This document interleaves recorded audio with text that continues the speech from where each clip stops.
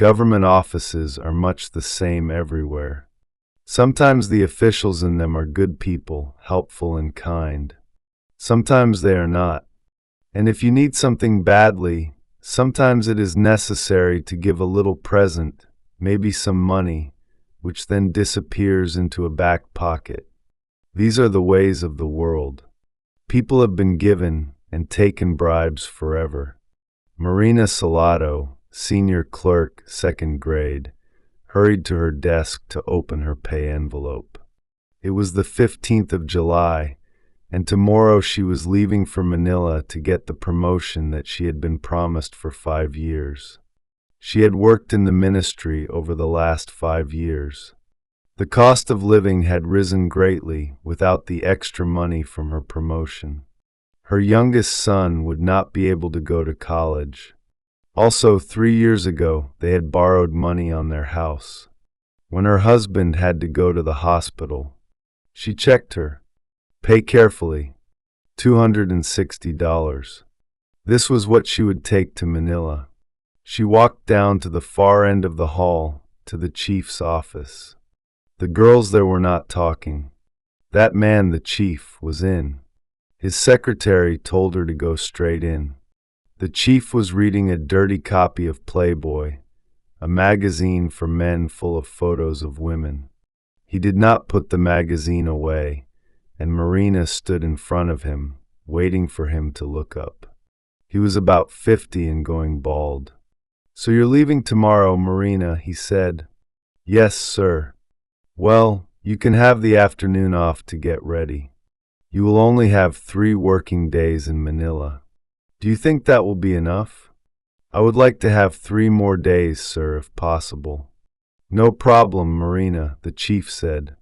"Oh, and when you are there, will you please buy me the latest gabardine material for a pair of pants? I will pay when you get back." "Yes, sir." "Thank you. Gabardine material must cost at least $60. Last time, the chief wanted a pair of Levi jeans, which had cost $120. When she returned, they had played this little game.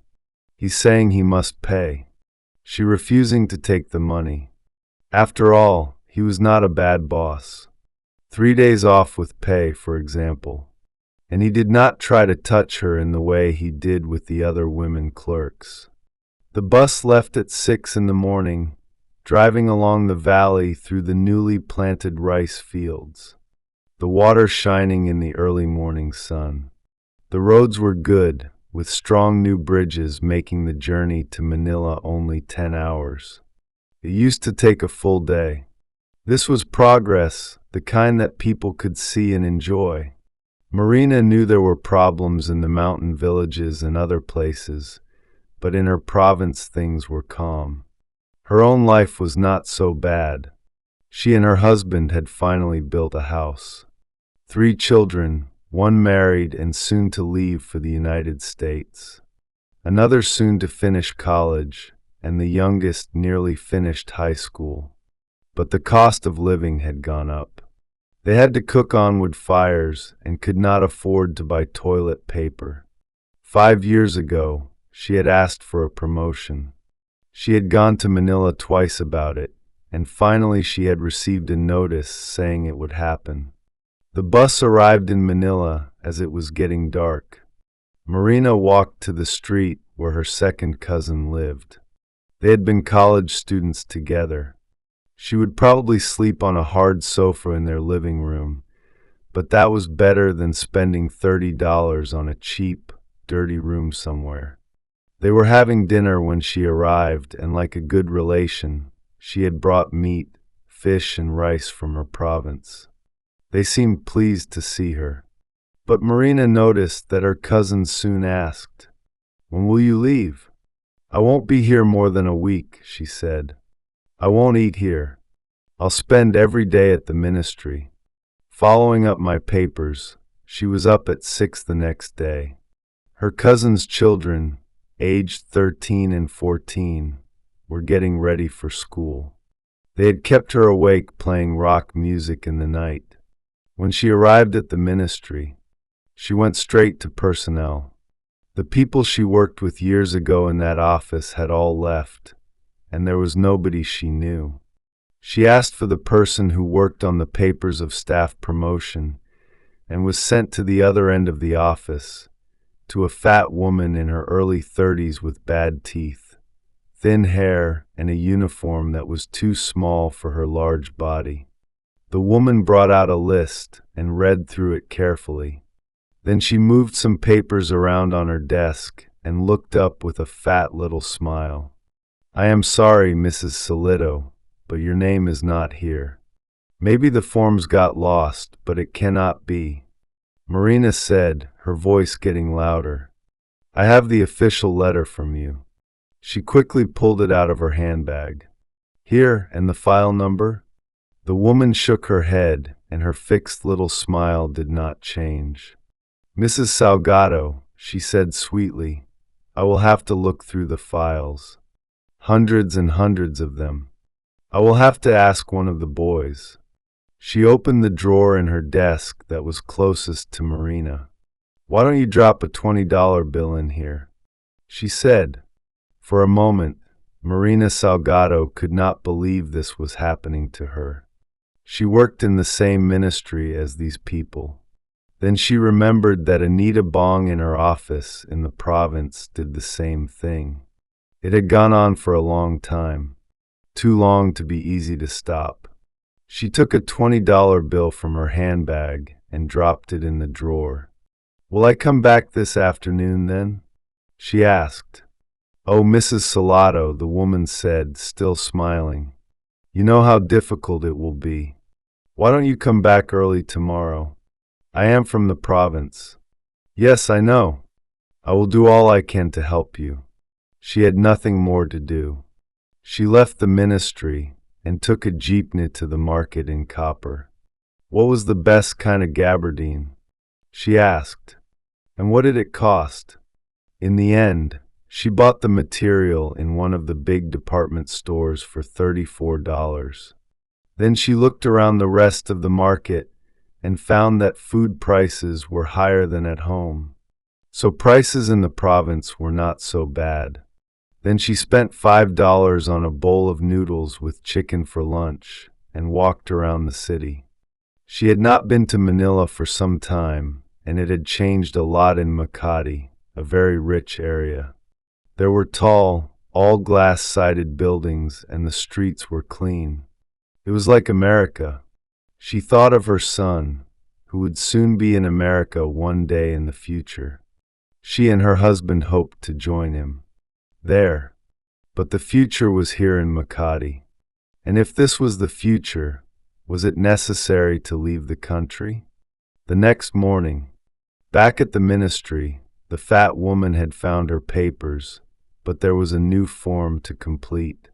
Marina would have to fetch Form 22A from another office in the building, fill it in, and then take it to personnel who would sign it and send it back to the first office. This office was on the 5th floor, and the lift was not working. The man in the Form 22 office was very sorry. "Oh, please come back tomorrow afternoon. We have no forms here at the moment. We have to get some more." Marina recognized the old game at once and was annoyed. The top drawer in the man's desk was open, and Marina dropped a $5 bill into it. She must remember to carry $2 bills. She thought. "Please, I'm really in a hurry," she said. "Do try and find one. There must be one lying around." The man closed his desk drawer with a smile, then went to an old filing cabinet behind his desk. It didn't take him a minute to find the form. The form had a lot of questions about dates of this and that. School and college, travel abroad. That made Marina laugh.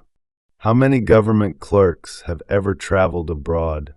She hadn't even traveled around her own country. Looking back over her past, she began to think about what she wanted from life. She had never wanted to climb to the top of the tree to become a minister. Both she and her husband were happy enough with things as they were. After all these years, they had their own home, a piece of land, and they could sleep deeply at night, not worried by the kind of bad dreams that important ministers must have. She took her completed form to the chief in the office, who was said to be an honest man. Now was the moment when she would find out if that was true. She waited and was at last called over to the glass-topped desk where Chief Bermudez was sitting. "Well, what is your problem?" he asked. "My promotion, sir," Marina said. "I've been waiting a long time for it." She put her papers on the desk in front of him. "Chief Bermudez, read them all carefully." "Well, Mrs. Salgado, everything here seems all right. You know what to do next. After I sign the forms, you go to finance to find out if there are funds to pay you. If there are, the minister will sign the papers and you will have your $100 a month. I think your pay rise should. Here's the text with the proper punctuation added. Start at the beginning of this year to give you those extra months. I will make sure that happens." He began to sign the papers. "I know you have worked for the ministry for a long time. Things happen too slowly sometimes. I should not tell you this, really, but we must be patient. We must push and push and push, but only gently." He smiled. "Good luck with finance." They were now alone in the room. "Is that all, sir?" said Marina. "Why? Is there something that I have forgotten?" In her surprise, Mrs. Saylor forgot to thank him at the door. She decided that Chief Bermudez was a good man. Perhaps she should buy him some gabardine material too. After all, he had added several extra months to her pay rise. After a quick lunch, just some bananas and a drink, she went to finance. The girls in the office were sitting, talking or reading newspapers or doing nothing. The finance chief, she was told, was out and would not be in until tomorrow. Marina left and decided to go and see a movie. The next morning she was back in finance before 8 o'clock. She noticed that the office had several pretty girls, and they seemed to do nothing. At 8:30, the finance chief arrived.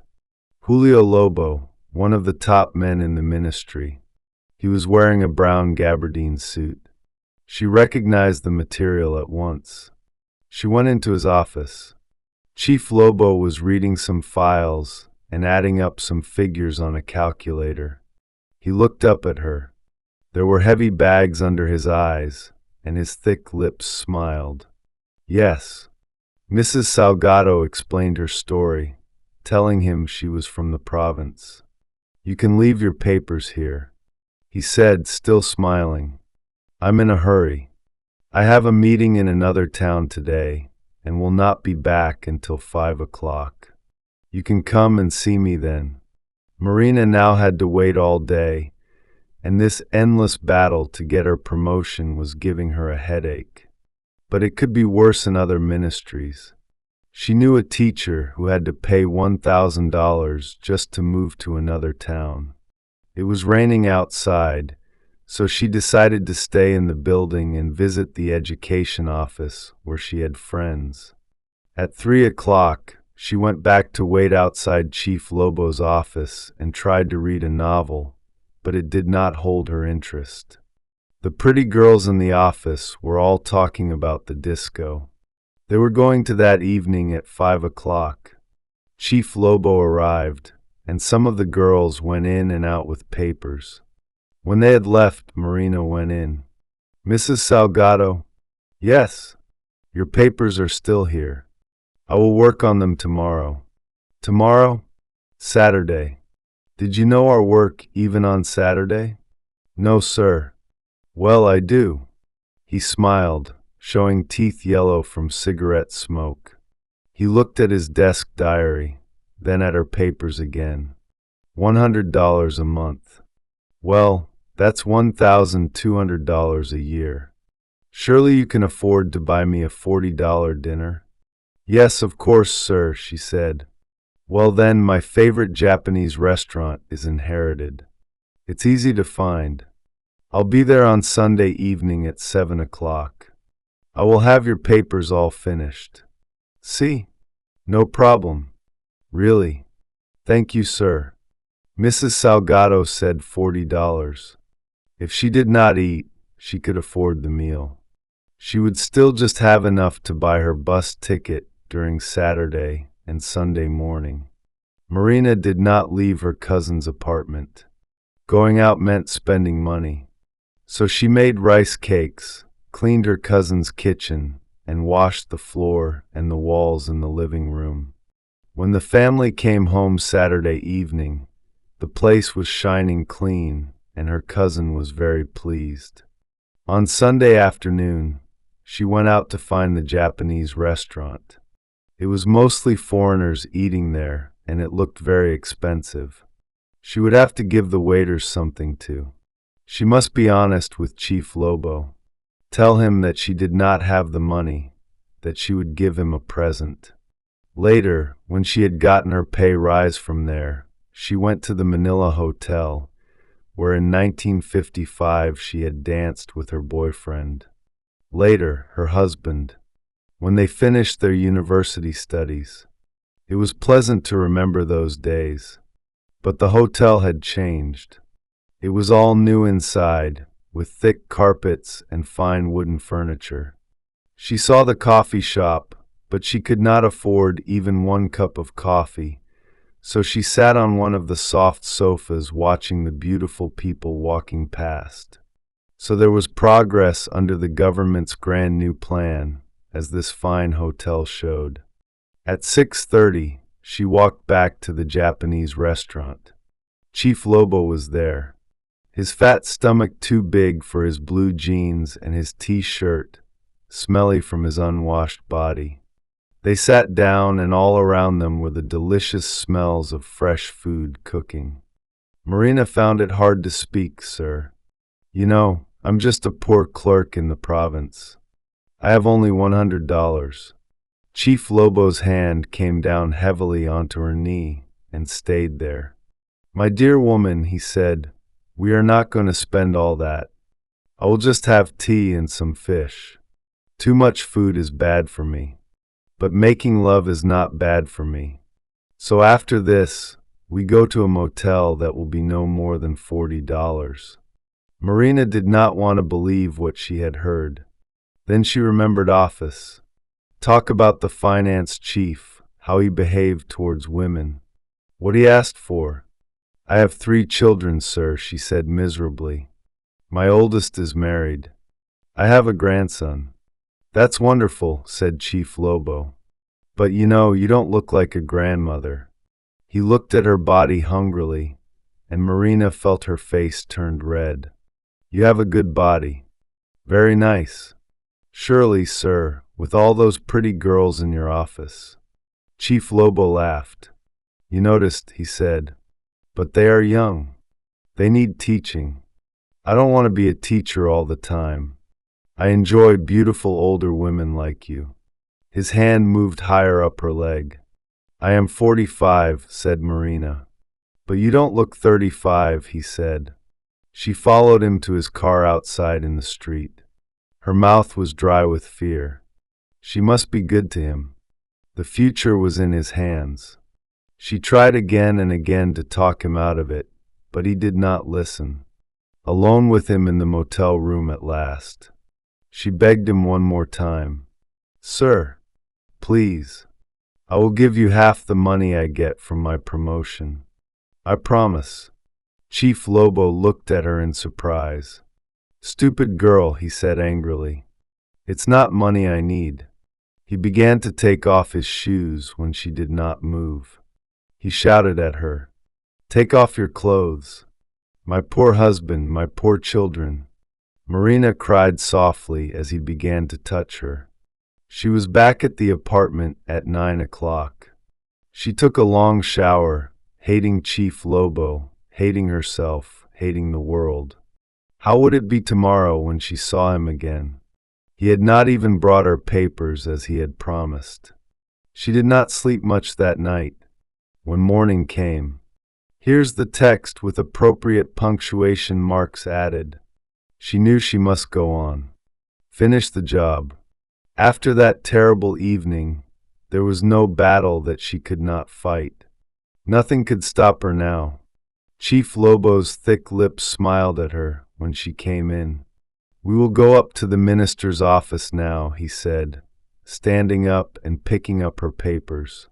The minister's office was very big, with the carpet, paintings on the walls, and tall green plants in the corners. Minister Goodman, who was also wearing a brown gabardine suit.